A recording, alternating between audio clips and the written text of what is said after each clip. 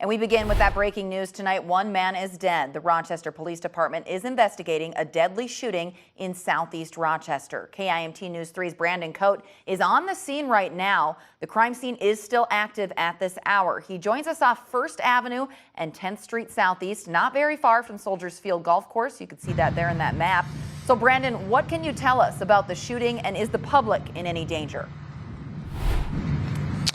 Well, Tammy, I spoke with 2 Rochester police officers, and they can't confirm anything about the public being in danger. They are just saying that this shooting does not appear to be random at this moment. But like you said, this crime scene is still active, and investigators are working on the scene. And so this block right here on 1st Avenue Southeast is blocked off, and they are lighting out this entire area in front of the garage.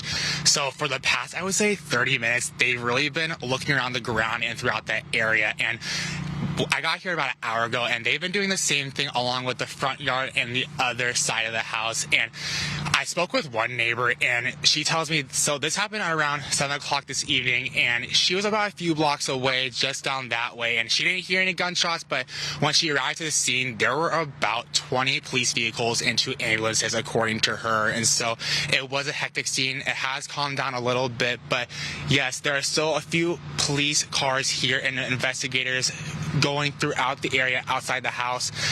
From what I'm seeing, not much action going on inside the house. They've mainly been focused on what's going on outside. But yeah, Cammy, it is a deadly shooting. One man is dead. Live in Rochester, Brandon Cote, KIMT News 3. And Brandon, not to assume anything, but when you turned around, it looked like there are a lot of cars in the driveway. I mean, could there have been multiple people there? Or what are those cars behind you? Yeah, definitely. There are 4 cars right in front of the garage and next to the house on the west side of the house. And so, yeah, there could be a few people there. Can't speculate. But I did speak with the neighbor, like I talked about earlier, and she tells me that it's just one of those houses when you walk by it, you really got to walk on the other side of the street, just because she believes it's just a really dangerous place to be. And so, yeah.